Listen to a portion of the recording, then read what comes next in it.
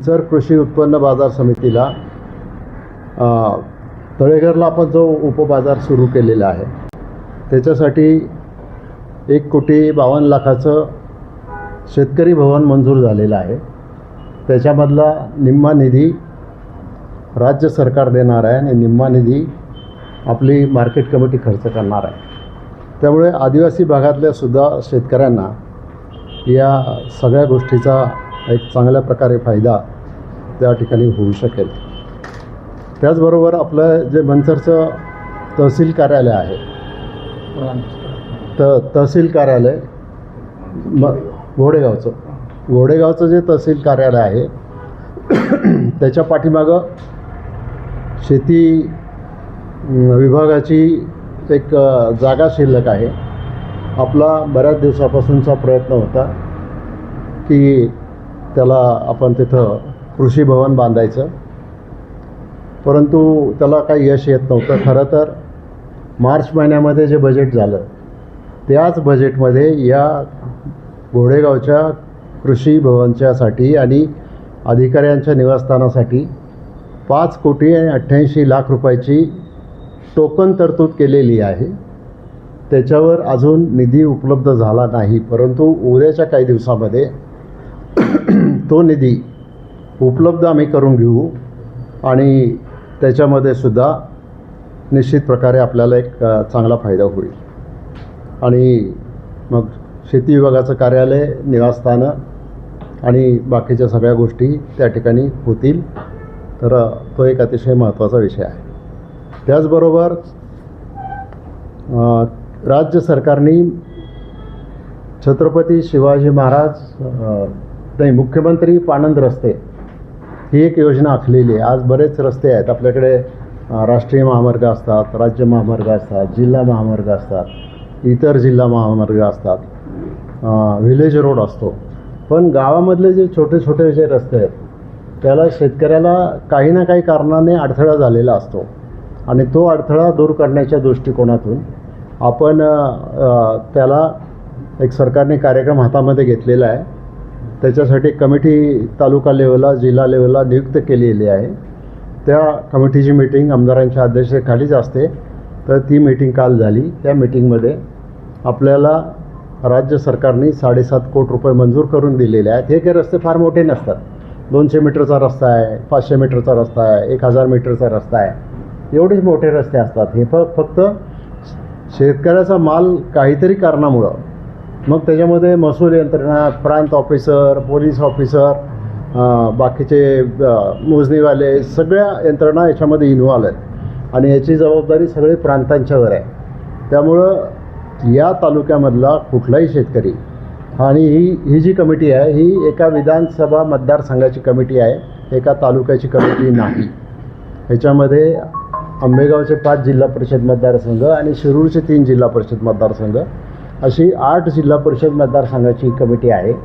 त्यामुळं आंबेगाव तालुक्यामधल्या आणि शिरूर तालुक्यामधल्या या मतदारसंघामध्ये हे रस्ते आपल्याला करायचे. टप्प्याटप्प्याने आपण दर महिन्याला किंवा दर 2 महिन्याला याचा आढावा घेऊन ही कामं आपण पुढं नेत जाणार आहोत.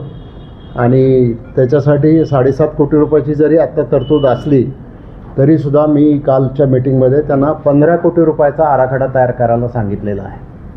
तो आराखडा तयार झाल्यानंतर अतिशय चांगल्या पद्धतीनं हे काम आपल्याला करायचं आहे. त्याचा आपण सतत आढावा घेत राहणार आहोत. आणखीन एक गोष्ट मला सांगायची आहे की आपल्या तालुक्यामध्ये 2 प्रगतिशील शेतकऱ्यांची वसंतराव नाईक शेतीनिष्ठ पुरस्कारासाठी निवड झालेली आहे. त्यांचाही काल सत्कार करण्यात आलेला आहे. आणि आणखीन एक महत्त्वाची आणि आनंदाची जी गोष्ट आहे की आपला घोडेगावपासून म्हणजे शिंदेवाडी फाट्यापासून तर घोडेगाव मार्गे, लांडेवाडी मार्गे मंचर आणि मंचरहून थेट बेल्ह्यापर्यंत जाणारा जो रस्ता आहे हा एशियन डेव्हलपमेंट बँकेच्या माध्यमातून घेण्याच्यासाठी आपण सुचवला होता. त्या रस्त्यासाठी पुरवणी मागणीमध्ये टोकन तरतूद करण्यात आलेली आहे 1,000 रुपयाची. पण टोकन तरतूदचा अर्थ हा असतो की हे बजेटमधून पैसे जाणार नाहीत, हे पैसे एशियन डेव्हलपमेंट बँकेकडून येणार आहेत. आणि हा 47 किलोमीटरचा रस्ता आहे टोटल. आणि त्याला जवळपास 470 कोटी रुपये खर्च येणार आहे. तोही रस्ता आपला मंजूर झालेला आहे.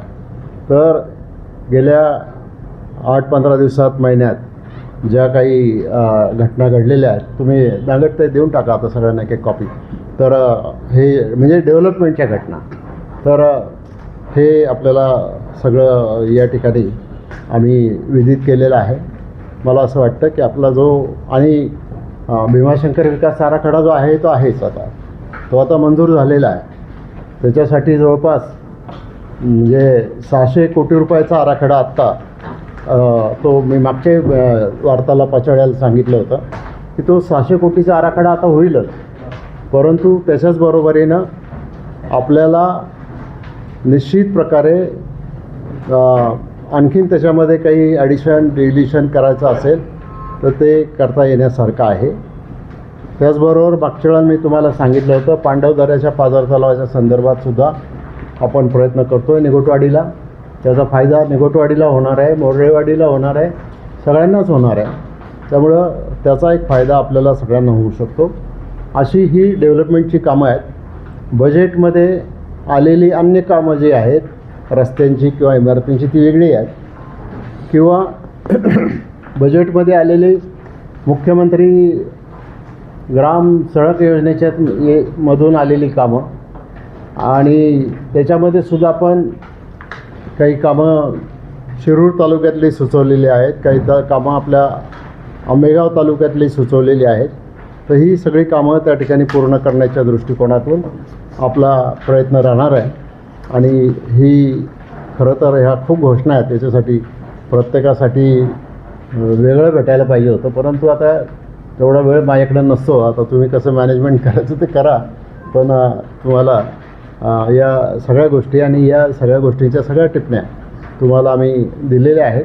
तर त्याची नोंद आपण घ्यावी आणि शेवटच्या माणसापर्यंत हा विकासाचा कार्यक्रम जो आहे तो पोचवावा, एवढीच विनंती मी आपल्याला करतो. आपण पाहत आहात तेज तुफान न्यूज, न्यायिक व निर्भीड बातम्यांचे सर्वांचे आवडते नेटवर्क.